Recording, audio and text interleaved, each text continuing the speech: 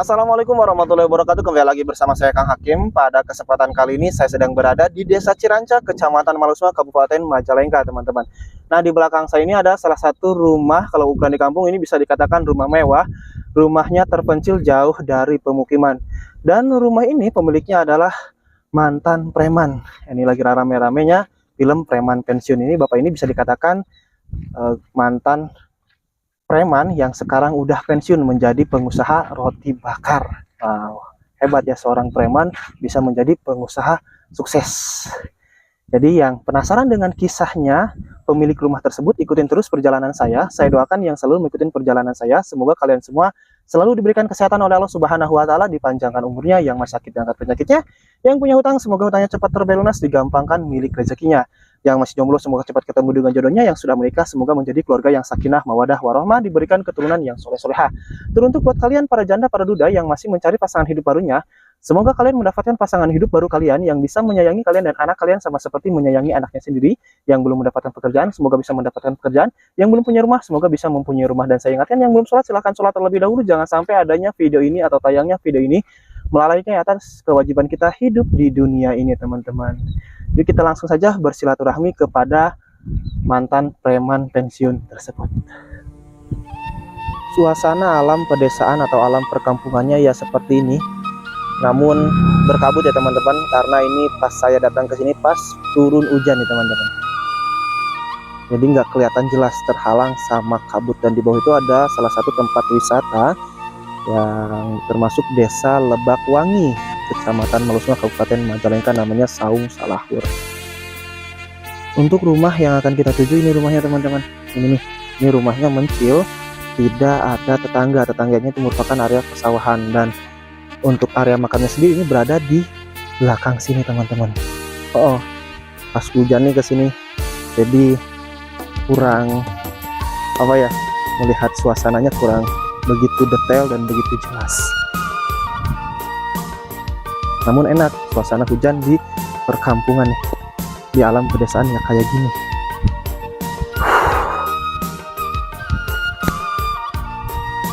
Aduh.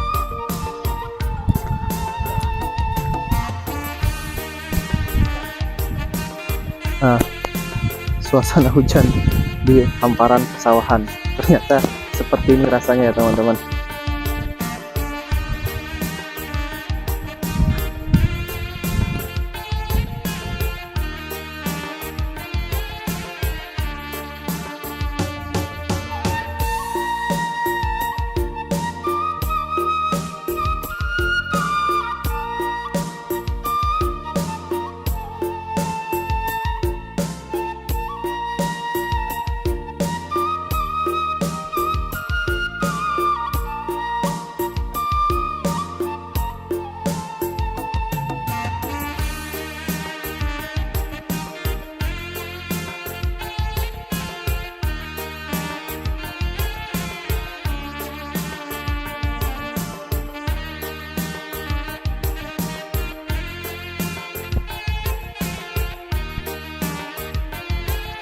Kita langsung saja teman-teman silaturahmi pada pemilik rumah tersebut ya teman-teman. Kebetulan si bapaknya sedang ada di rumah dan berkenan mau diajak ngobrol.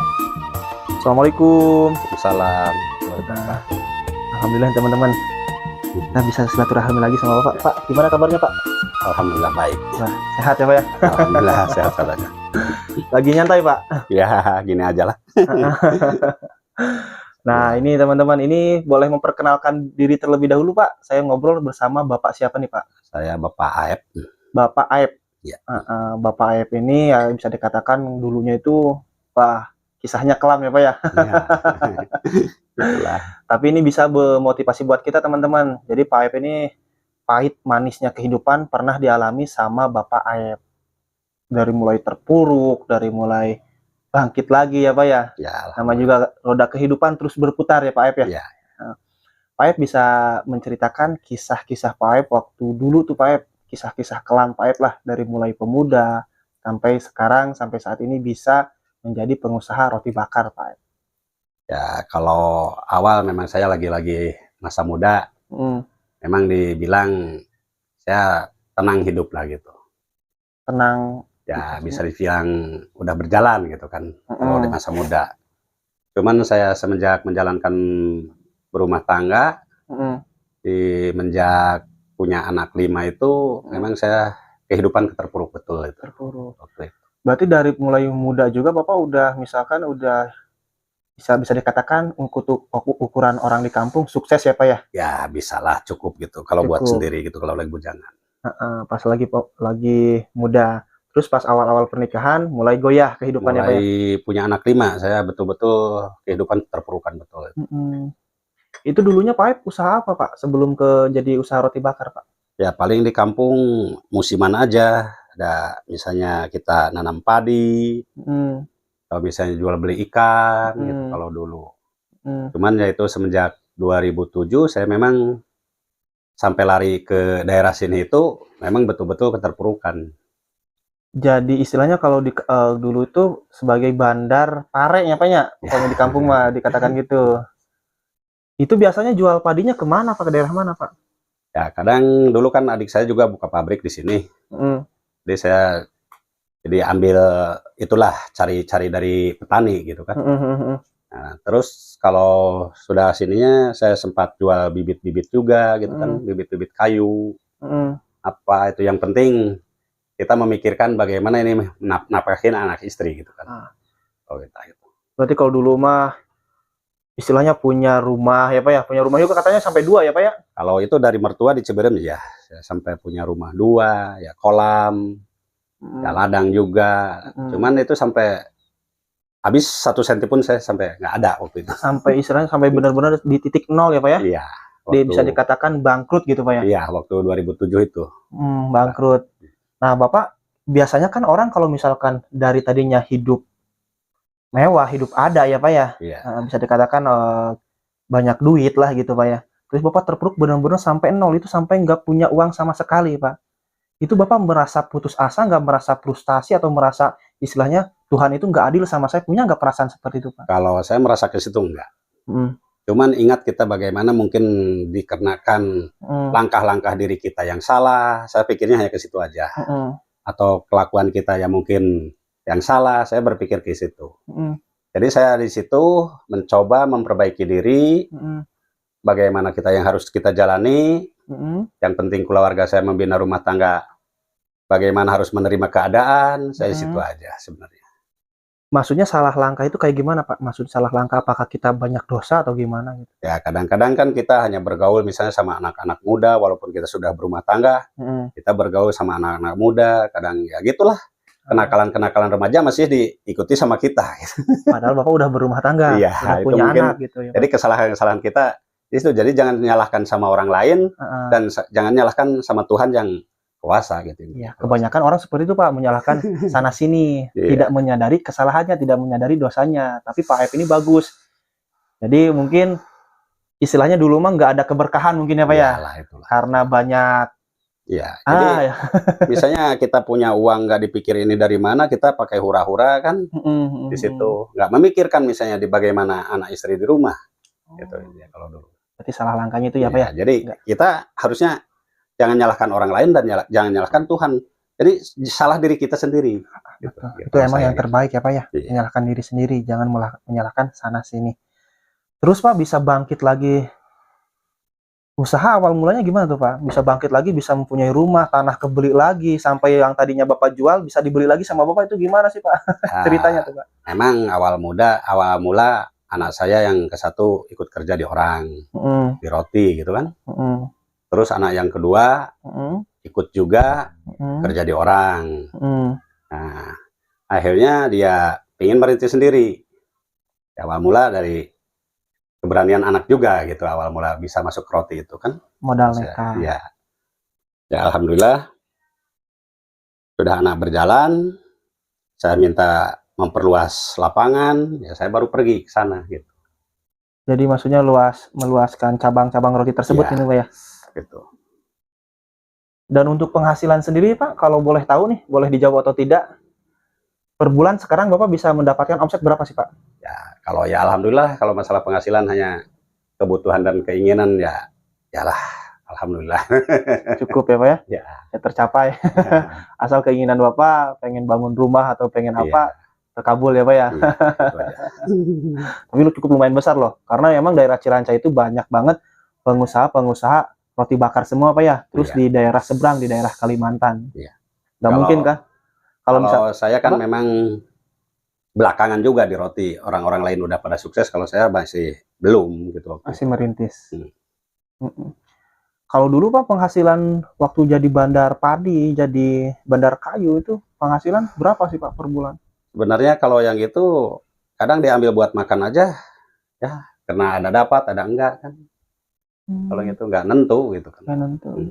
Jadi nggak mungkin karena nggak berkah itu ya Pak ya? Ya mungkin. Karena banyak salahnya Bapak Ya, itu gitu. salah langkah. Kadang merasa punya uang, pengeluarannya lain, nggak fokus apa yang dituju gitu kan. Dihambur-hamburkan ya Pak ya. Nah ini jadi untuk para penonton nih, para kalian. Jadi kalau misalkan sekarang lagi muda-mudi atau lagi sukses berjalan usaha atau bekerja di tempat-tempat yang bagus, yang enak, gaji besar, jangan dihambur-hamburkan ya Pak ya. Iya. Karena Pak Aib juga pernah mengalami seperti itu, akhirnya terpuruk mah nggak ada yang nolongin ya Pak ya, tetap Pak Aib sendiri gitu. Iya. Bahkan kalau misalnya buat anak-anak sekarang juga, kalau misalnya punya rezeki lebih, harus ingatlah sama yang di bawah-bawah kita kehidupannya. Oh gitu. Nah ini Pak rahasianya nih Pak, dari mulai terpuruk nih Pak, bisa bangkit lagi. Itu apa sih Pak rahasia yang dijalankan, yang di istiqomah istilahnya Pak ya? Iya. Atau baca sholawat, baca dikir atau ya apa gitu Pak? Kalau saya memang sempat datangnya orang tua gitulah. Kalau saya anggap orang tua itu kan, ya ngasih saya saran. Memang itu harus banyak yasinan, apa memohon sama Tuhan gitu kan. Ya, saya waktu itu karena kalau dibilang saya orang bodoh lah. Jadi saya minta gabung sama orang tua, minta tiap malam Jumat dikhususkan gitu kan. Dorong doa buat keluarga saya. Mudah-mudahan Tuhan memberkahi, misalnya buat kehidupan keluarga kita. Jadi saya tiap malam Jumat waktu itu memang datang sama orang tua minta dorongan yasinan gitu kalau waktu itu. Setiap malam Jumat Kliwon atau malam Jumat? Setiap malam Jumat aja. Setiap malam Jumat itu nggak ada Kliwon. Sampai sekarang masih berjalan Pak? Kalau sekarang memang udah nggak, tapi masih solo sama orang tua tetap masih di silaturahmi tetap dijaga, dijalin ya Pak ya. Iya. Berarti istilahnya sama guru gitu ya Pak.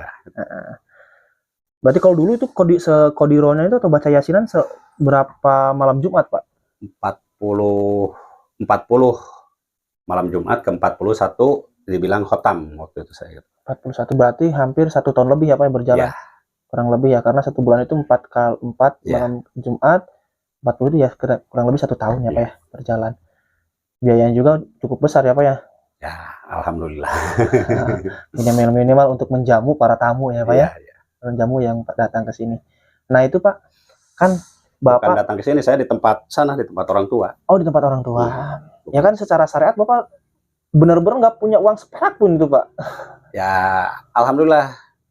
Kadang itu kalau sudah mulai malam Jumat kira-kira jam 2 saya belum berangkat, kadang ada teman yang nanyain udah pergi ke sana, bilang saya belum ada uang, itu ngasih pinjam kadang-kadang waktu itu. Ada aja jalan rezekinya. Kadang ada teman yang sampai jual kebun 6,5 juta uangnya dikasih sama saya. Dikasih pinjem? Iya, suruh pakai itu waktu itu. Ada wasilah, ada berkahnya ya Pak ya. Gitu. Karena Bapak mungkin beristiqomah. Maka saya sama teman-teman saya yang mendukung juga, misalnya ya terima kasih juga lah. Mudah-mudahan dia juga lebih dari kita, lebih sukses ya Pak ya. Kalau saya terima kasih sama teman-teman yang sudah mendukung saya juga, ya, terima kasih gitu. Melihat saya lagi keterpurukan, biasanya dia mendukung sama saya, walaupun secara pinjam, ngasih pinjam, ya, terima kasih juga. Nah jadi bisa mengukur benar-benar teman sejati itu kayak gitu ya Pak ya. Ya. Teman sejati itu tidak ada ketika kita senang saja, namun ketika kita terpuruk. Kadang saya tuh sempat ada teman lagi di Surabaya, nyuruh orang sama saya ngantar uang 4 juta. Yang suruh ngantar orang Maja, saya nggak ngerti juga kan. Dia tiba-tiba katanya saya suruh antar uang. Ya, terima kasih juga sama dia yang ngasih dukungan-dukungan sama saya. Tapi banyak juga teman yang ninggalin Pak kayak gitu. Ya, waktu yang terpuruk. nemani, yang ninggalinya ada juga.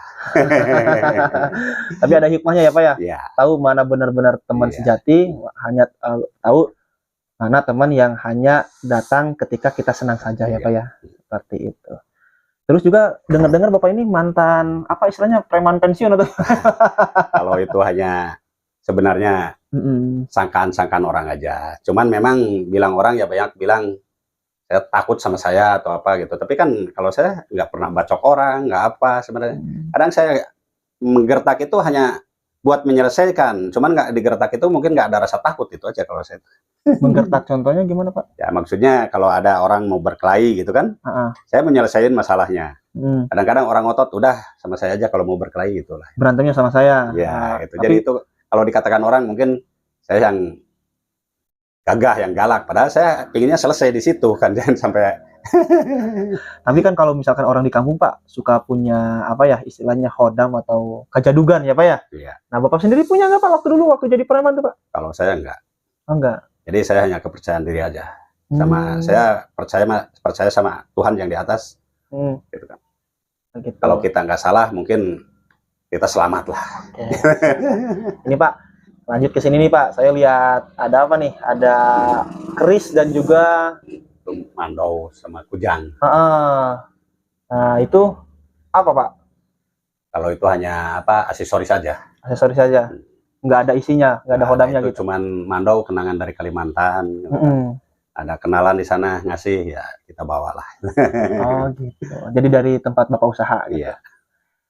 Kalau sekarang Bapak tanah sendiri di sini lu punya berapa bata Pak? Punya berapa ratus bata? Enggak, cuman ini aja mungkin 76 lah.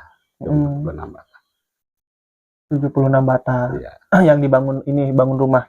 Yang dibangun rumah sama yang samping sama yang dipakai kolam itu. Yang samping juga tadi sempat dijual juga Pak ya? Ya, itu kan saya memang dapat beli juga, ini semuanya dapat beli. Cuman waktu itu sudah dijual lagi sama orang lain. Yang belakang sudah dijual sama orang lain, cuman ya alhamdulillah kita bisa tarik lagi. Bisa kembali lagi sama kita. Dari pas terpuruk dijual semua tanahnya Pak ya? Iya. Nah, ketika Bapak bangkit lagi, dibeli lagi. Ya. Memang itu karena dorongan anak-anak sebenarnya. Ini bangun rumah sendiri habis anggaran biaya berapa Pak? Ya, paling mungkin 800 lebih dikit lah. 800 juta. Oh, ini juga nih bagus teman-teman nih apa? Bukan gypsum, ini apa sih namanya teh? PPC ya, PPC atap rumahnya juga bagus banget. Punya Bapak. Apa boleh keliling rumahnya nggak Pak? Ya, cuman tuh barentakan di bawah. Sama Bapak nggak apa-apa? Boleh. Ini berarti ruangan keluarga ya Pak ya? Iya. Ruangan keluarga, terus Sangken lampu naga. di sini ada satu kamar tidur utama. Kamar tidur anak yang ini Paling besar. yang anak yang kedua. Oh yang ini yang. Iya. Boleh nih saya lihat-lihat ke dalam Pak. Bukan. Oh bagus. Semua ya Pak teman-teman. Pakai PPC semua. Ini ruangan apa Pak? Ruangan keluarga aja. Ruangan keluarga. Nah, ini adeknya nih. Adek lagi apa Dek? Lagi nonton YouTube ya. Luas Pak ya? Lumayan. Terdapat berapa kamar sih Pak di sini? 5. 5 kamar. Iya. Aduh. Banyak amat kamarnya Pak. Emang punya anak berapa Pak? Anak 9, jadi saya banyakin ruangan gitu kan. Oh, punya anak 9 pantas ya Pak ya. Jadi banyak anak, banyak rezeki itu memang betul ya Pak ya? Punya anak 9. Jadi kalau misalnya lagi kumpul kadang masih kurang juga kamarnya. Nggak cukup. Cuma 5 kamar, anak 9 ya harusnya ada 9, 10 sama Bapak ya kamarnya. Iya. Ini kemana Pak? Ke dapur. Ini dapur. Kamar mandi ya. Kamar mandi. Dapurnya juga luas ya.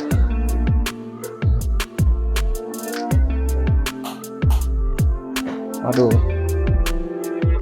Langsung ke area mana ini Pak? Ke belakang deh. Ini ke luar ke. Waduh, spotnya bagus nih teman-teman. Jadi spotnya itu langsung ke pemandangan ya Pak ya. Pemandangan area persawahan.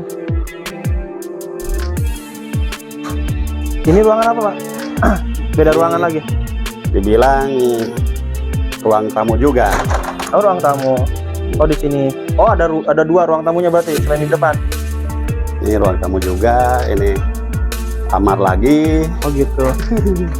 Oh, boleh ngobrol di sini Pak? Nggak? Boleh. Nah, ini kenapa Pak? Alasannya Bapak bikin rumah mencil kayak gini jauh ke pemukiman. Jadi kalau saya tadinya kan kalau pikir kalau di tengah-tengah kampung itu saya nggak punya tanah juga, alasannya. Kedua, saya memandang bagaimana kehidupan anak-anak ke depan kalau di area sempit. Maksudnya? Nah, kalau misalnya kita punya tanah di tengah kampung, hanya satu rumah aja. Bagaimana buat pemekaran anak-anak kita? Oh iya, betul. Tapi kalau misalnya kita yang mencil gini, barangkali ada yang menjual lagi, kita punya rezeki, bisa menambah, bisa kita berkumpul sama anak-anak. Terus memperluas tanah ya Pak ya, jadi supaya satu keluarga tinggal di satu tempat, rumah Bapak, rumah anak Bapak yang pertama, rumah Bapak anak Bapak yang kedua gitu ya. Jadi ngompleks satu keluarga itu, ya berpisah. Terus gimana Pak suasananya nih, suasana pengalaman Bapak tinggal di tempat terpencil kurang lebih berapa tahun sih Pak? Dari 2009 di sini saya. 13 tahun. Kan kata orang ngeri, mengerikan atau gimana tuh Pak? Ya memang kalau kata-kata orang tua dulu, memang kayaknya sangat-sangat takut kalau kita misalnya melewati area sini gitu kan. Oh, itu mah nanti dibahasnya Pak, di video yang kedua. Ini mah pengalaman Bapak aja deh. Pernah nggak ada yang misalkan tamu goib yang bertamu ke rumah Bapak, atau misalkan Bapak melihat wujud sosok-sosok mengerikan gitu Pak? Kalau saya rasa enggak gitu. Belum pernah Bapak. Alhamdulillah Bapak selalu ada dalam lindungan Allah ya Pak ya. Bapak ini udah lama juga, nanti kita lanjut ke video yang kedua. Kebetulan di belakang rumah Bapak itu ada pemakaman ya Pak ya? Makam keramat. Makam keramat, nanti kita keliling ke sana. Bagi teman-teman yang penasaran, ikutin terus video channel YouTube Rizkuna Channel. Bapak Aep ya? Iya. Terima kasih atas waktunya udah mau diajak ngobrol mengenai kisah hidup Pak Aep. Semoga Pak Aep selalu diberikan kesehatan oleh Allah, diberkahkan hidupnya, selalu ada dalam lindungan Allah Subhanahu wa Ta'ala. Semoga kisah kehidupan Pak Aep ini bisa memotivasi buat kita untuk tetap semangat, jangan sampai putus asa. Nah, Pak Aep ini kan dulunya seorang pengusaha, seorang bandar padi, namun terpuruk benar-benar berada di titik nol, tidak punya uang sepeser pun. Namun Pak Aep tidak patah semangat, terus bangkit dan berusaha bekerja keras sehingga Pak Aep menjadi seorang pengusaha roti bakar.